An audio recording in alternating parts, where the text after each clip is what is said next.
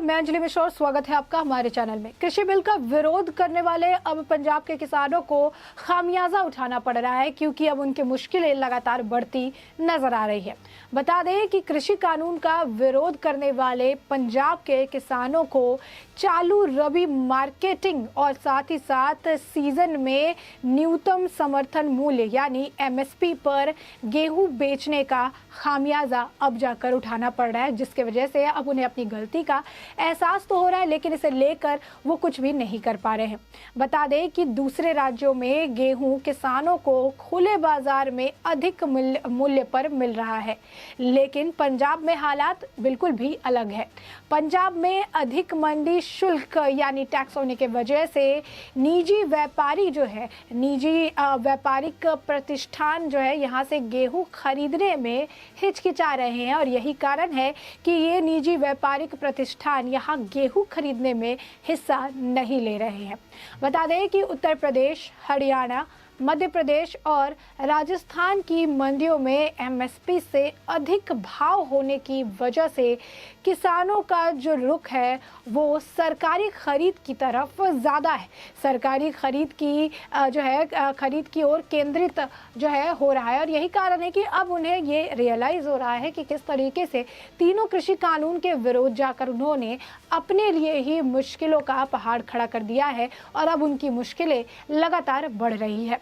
बता दें कि मध्य प्रदेश में निर्यातकों की गेहूं खरीद से मंडी शुल्क हटा लिया गया है, लेकिन वहीं पर पंजाब में हालात बिल्कुल अलग है।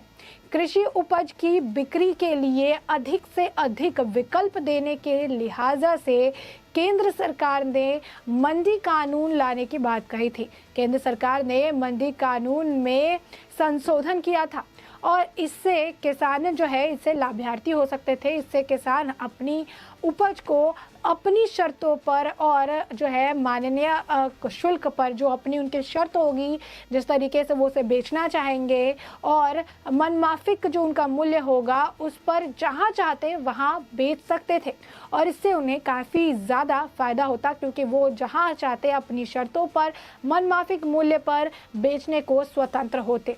लेकिन कृषि क्षेत्र में बृहस्पति जी आपको बता दें कि बहु प्रतीक्षित सुधारों के लिए संसद से जो कानून पारित किए गए थे, लेकिन पंजाब से अगर बात करें, हरियाणा की बात करें, तो वहाँ के कुछ किसान संगठनों ने दिल्ली के बाहर जो है साल भर से ज़्यादा वक्त तक आंदोलन जारी रहा।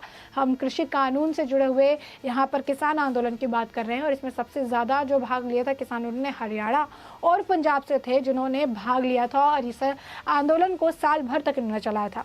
इसके बाद केंद्र सरकार ने कृषि सुधार कानूनों को वापस ले लिया, क्योंकि इसे लेकर लगातार किसान आंदोलनरत थे और इसका खामियाजा अब जो है चालू रबी मार्केटिंग सीजन में पंजाब के किसानों को उठाना पड़ रहा है। उस वक्त भी सरकार द्वारा उन्हें समझाया गया था कि ये उनके बेहतरी के लिए है, लेकिन उस वक्त किसानों ने बहकावे में आके प्रदर्शन जारी रखा।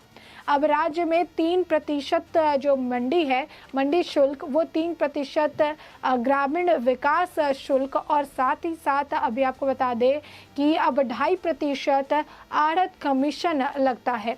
और ऐसे में पंजाब में जो मंडी शुल्क है, उसके चलते निजी व्यापारियों के लिए यहाँ गेहूं खरीदना काफ़ी ज़्यादा महंगा हो रहा है और महंगे का सौदा कोई नहीं करना चाहता है, जिसकी वजह से पंजाब के किसानों को सबसे ज़्यादा कृषि कानून रद्द होने की मार झेलनी पड़ रही है।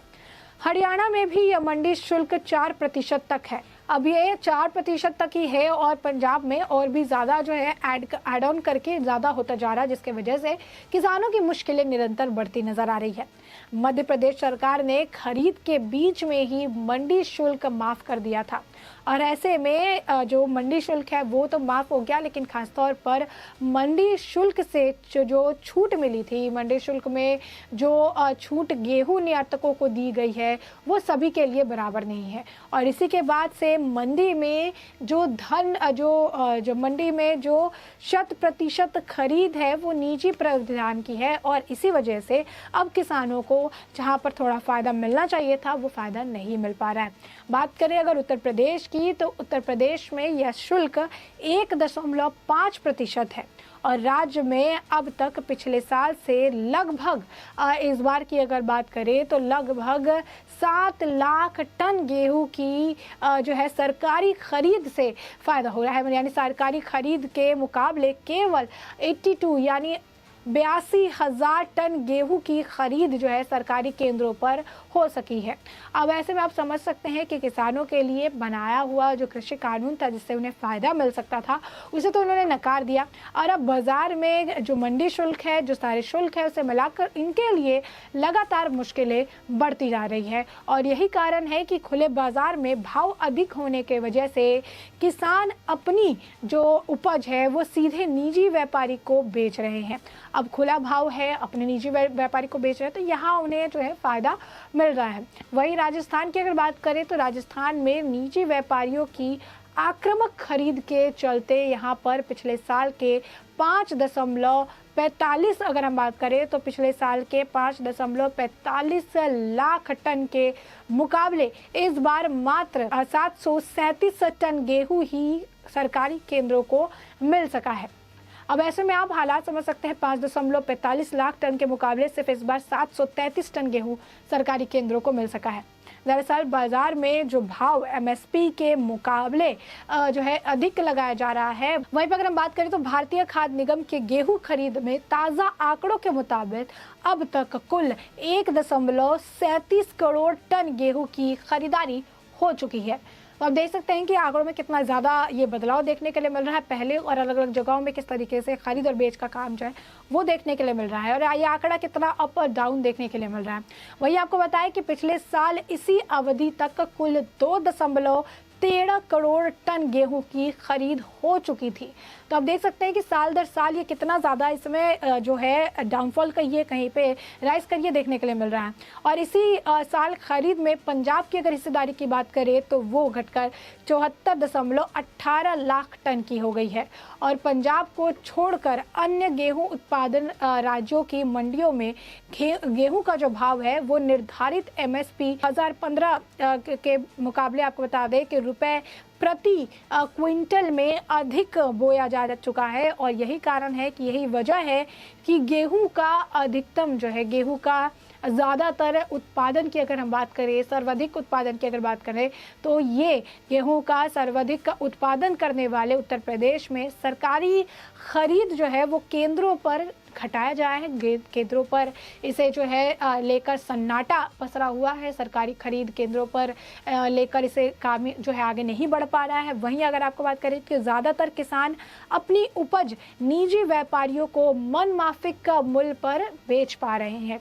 और हालात आप देखिए कि पंजाब में ये चीज़ रेस्ट्रिक्टेड हो चुका है। पंजाब के किसान अब इस बात का खामियाजा भर रहे हैं जो कि कांग्रेस के इस भ्रम में आकर उन्होंने कृषि कानून के खिलाफ जो आंदोलन किया था, अब उन्हें इसका खामियाजा देखने के लिए मिल रहा है। यही नहीं, आपको बता दें कि पंजाब में कर्ज से परेशान एक और किसान ने भी अपनी जान दे दी है। अप्रैल महीने में यह आंकड़ा लगातार बढ़ रहा है और अप्रैल महीने में अगर खुदकुशी की बात करें तो अब तक यह आंकड़ा बढ़कर 16 हो चुका है। और ये निरंतर बढ़ता नजर आ रहा है क्योंकि पंजाब के हालात किसानों के मामले में काफ़ी ज़्यादा ख़राब होते जा रहे हैं। सरकार ने जहाँ पर किसानों को राहत देने की बात कही थी वहीं पर किसानों की मुश्किलें निरंतर बढ़ती नजर आ रही है। और यही कारण है कि कर्ज ज़्यादा होने के वजह से और कर्ज ना चुका पाने की वजह से किसान बहुत ही ज़्यादा जो है एक आप कह सकते हैं कि बहुत ज़्यादा नाराज़ हो चुके हैं, उदास हो चुके हैं और उनके पास कोई ऑप्शन नज़र नहीं आ रहा है, तो वो खुदकुशी कर रहे हैं। और सिर्फ अप्रैल महीने का जो आंकड़ा निकल कर आया है, अब तक 16 किसानों ने आत्महत्या कर ली है क्योंकि कर्ज उनके ऊपर इतना ज़्यादा है। पीड़ित परिवार जो है आर्थिक मदद के लिए सरकार से गुहार भी लगा रहा है, लेकिन सरकार जब उनसे मुआवजे की मांग की जाती है, जब उनसे कहा जाता है कि किसानों की परेशानी का सलूशन निकाले, तो वो किसानों पर डंडे बरसाते हैं और किसानों की मुश्किलें और बढ़ाते हैं, ना कि कम करते हैं। तो साफ तौर पर आप देख सकते हैं किस तरीके से जब प्रधानमंत्री नरेंद्र मोदी तीनों कृषि कानून लेकर आए थे तो उन्होंने ये बताया था कि ये तीनों कृषि कानून किसानों के हित में है, लेकिन उस वक्त उन्होंने ये भी कहा था कि कांग्रेस उन्हें बरगलाने की कोशिश कर रही है और किसान इस बात से सतर्क रहे। लेकिन किसानों ने उस वक्त ये बात सुनी नहीं और कांग्रेस के बरगलाने पर ये बात उन्होंने मान ली और इसके खिलाफ विरोध प्रदर्शन कर रहे हैं। लेकिन अब गेहूं की उपज को लेकर उन्हें अब मार सहनी पड़ी है। खासकर पंजाब के किसानों की मुश्किलें बढ़ रही है और अब उन्हें यह अफसोस हो रहा है कि तीनों कृषि कानून उनकी बेहतरी के लिए था, लेकिन उन्होंने जो है किसी के इन्फ्लुएंस में आकर इसके खिलाफ प्रदर्शन किया और आज इसका खामियाजा उन्हें भुगतना पड़ रहा है। तो ऐसे में आपने ये पूरा मामला बड़े ही विस्तार से जान लिया है कि किस तरीके से पंजाब के किसानों की मुश्किलें लगातार बढ़ती नजर आ रही है। अब ऐसे में इस पूरे मामले पर आपकी भी जो राय हो हमें कमेंट सेक्शन में कमेंट करके जरूर बताएं।